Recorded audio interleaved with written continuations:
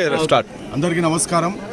ముందుగా నేను కొండగట్టు ఆంజనేయ స్వామి దగ్గరికి వచ్చినప్పుడు ఇక్కడ వచ్చిన నా తెలుగుదేశం పార్టీ కుటుంబ సభ్యులు, మరి నా అభిమానులు, నా మిత్రులు అందరికీ పేరు పేరున నమస్కారం తెలియజేస్తూ, మరి మీ అందరికీ తెలుసు ఈరోజు మా నాయకుడు జాతీయ ప్రధాన కార్యదర్శి నారా లోకేష్ గారి పుట్టినరోజు సందర్భంగా మేము ఇక్కడ రావడం జరిగింది. మేము గతంలో కూడా యువగలం పాదయాత్ర చేసినప్పుడు లోకేష్ గారు మేము ఇక్కడ రావడం జరిగింది.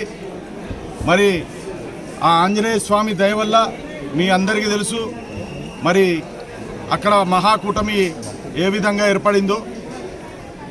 ఇక్కడ ప్రత్యేకంగా ఈరోజు ఇక్కడ పూజలు చేయించడం, మరి అందరి పండితులకు వస్త్రాలు ఇవ్వడం మరి మాకెంతో సంతోషంగా ఉంది. మరి ఏదైతే స్వామివారి దగ్గర మొక్కుకున్నామో మరి మా ప్రజల కోరికలు అన్నీ కూడా తీరుస్తాడని మరొకసారి ఆ ఆంజనేయ స్వామిని వేడుకుంటున్నాం. మరి ముఖ్యంగా ఈ తెలంగాణ ప్రజలకి మరియు అన్ని వర్గాల ప్రజలకి తెలియజేయాల్సింది ఏంటంటే, గతంలో ఎన్నడూ లేని విధంగా గతంలో ఏ ముఖ్యమంత్రి ఉమ్మడిగా ఉన్నప్పుడు కానీ ఇప్పుడు గత 10 సంవత్సరాల్లో పరిపాలించిన ముఖ్యమంత్రి కానీ ఎప్పుడు కూడా మరి కని విని ఎరగని రీతిలో మరి ఈ కొండగట్టు ఆంజనేయ స్వామికి నారా చంద్రబాబు నాయుడు గారు 35,19,00,000 మరి టీటీడీ నుంచి ఇవ్వడం జరిగింది. ఇది ఎప్పుడు కూడా ఇంతవరకు 2 రాష్ట్రాల్లో, తెలుగు రాష్ట్రాల్లో ఎప్పుడు కూడా ఇంత పెద్ద ఎత్తున ఫండ్స్ రిలీజ్ చేయడం జరగలే. ఇది మొట్టమొదటిసారి. మరి మీరందరూ ఆలోచించాలి. మరి ఒక సంకల్పం, పవన్ కళ్యాణ్ గారి సంకల్పం, మరి లోకేష్ గారి చొరవ, మరి చంద్రబాబు నాయుడు గారి మంచితనం.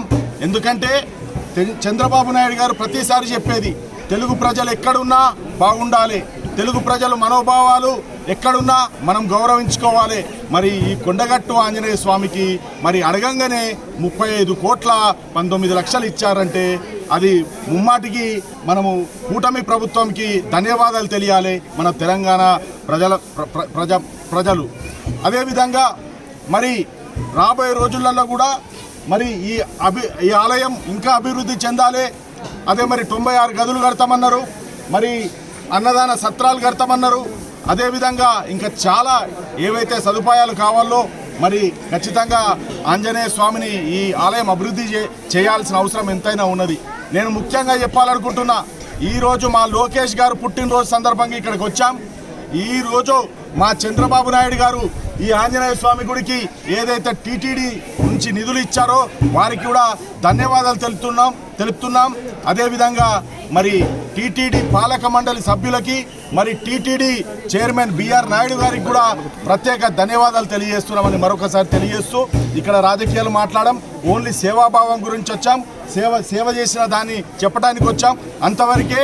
అందుకే ఈ ఆంజనేయ స్వామి ఆశీస్సులు తెలంగాణ ప్రజల మీద ఉండాలని మరొకసారి కోరుకుంటున్నా. అందరికీ నమస్కారం.